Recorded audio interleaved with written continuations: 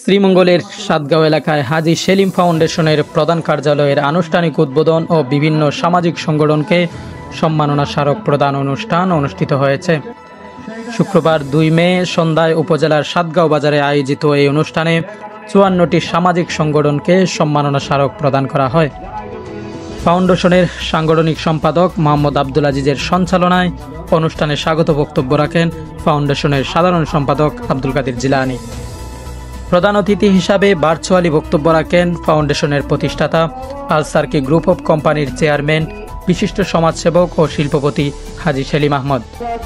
অতিথি হিসাবে বক্তব্য রাখেন ফাউন্ডেশনের সহসভাপতি হাজী দুলাল, ইকরামুল মুসলিমিন ফাউন্ডেশন শ্রীমঙ্গলের সভাপতি মাওলানা এমরাহিম নোমানী, শ্রীমঙ্গল প্রেস ক্লাবের কোষাধ্যক্ষ সাংবাদিক এহসান বিন মুজাহির, উপজেলা প্রেস ক্লাবের সভাপতি শামীম আক্তার হোসেন, সার্ক মানবাধিকারী ফাউন্ডেশনের সভাপতি Faruk Khan, mother Teresa free Friday ক্লিনিকের সভাপতি মোহাম্মদ একরামুল কবির।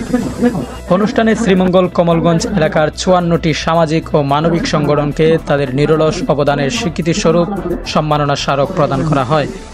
স্বাগত বক্তব্যে সংগঠনের সাধারণ সম্পাদক আব্দুল কাদের জিলানী বলেন, মানবতার কল্যাণের অঙ্গীকার নিয়ে 2019 সালে হাজী সেলিম ফাউন্ডেশনের যাত্রা শুরু করে।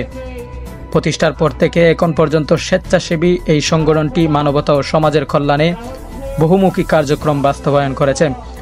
এখনও সমাজের গরিব, অসহায় ও দুস্থ মানুষের কল্যাণে কাজ করে যাচ্ছে সংগঠনটি। বিশেষ করে করোনাকালে দুঃখ দুর্দশাগ্রস্ত মানুষের পাশে সহায়তার হাত প্রসারিত করেছে এই ফাউন্ডেশন। বন্যা কবলিত মৌলভীবাজার ও সিলেটের বিভিন্ন এলাকায় ত্রাণ বিতরণ, ঘরহীন মানুষের মাঝে গড় নির্মাণ কার্যক্রম, দরিদ্র পরিবারে টিউবওয়েল বিতরণ, মসজিদ মন্দিরে গভীর নলকূপ স্থাপন, বিভিন্ন মাদ্রাসা, মসজিদ, স্কুল প্রতিষ্ঠা ও জমিদান, বিভিন্ন শিক্ষা প্রতিষ্ঠানের শিক্ষার্থীদের মাঝে শিক্ষাবৃত্তি ও শিক্ষা উপকরণ বিতরণ, হাজী সেলিম হাফিজিয়া মাদ্রাসায় হিফজ সম্পন্নকারী হাফেজে কুরআনের মাঝে পাগড়ি, নগদ অনুদান, ক্রেস্ট বিতরণ, ইমাম মুয়াজ্জিনদের মাঝে রমজানে ঈদ উপহার ও খাদ্য সামগ্রী বিতরণ, বুনবীর, লইয়ারকুল, পুরানগাঁও ঈদগাহ নির্মাণ সহ এসব এলাকার বিভিন্ন রাস্তা মেরামত, ইটসোলিংয়ের কার্যক্রম করেছে। তিনি আরও বলেন, 24-এর ছাত্র জনতার গণ অভ্যুত্থানে জুলাই বিপ্লবে আহতদের চিকিৎসাধীন এককালীন অনুদান বিতরণ। সংগঠনের আয়োজনে গত 4 বছর যাবৎ প্রতি বছর 1 রমজান থেকে প্রতিদিন শতাধিক রোজাদারকে ইফতার করানো হচ্ছে।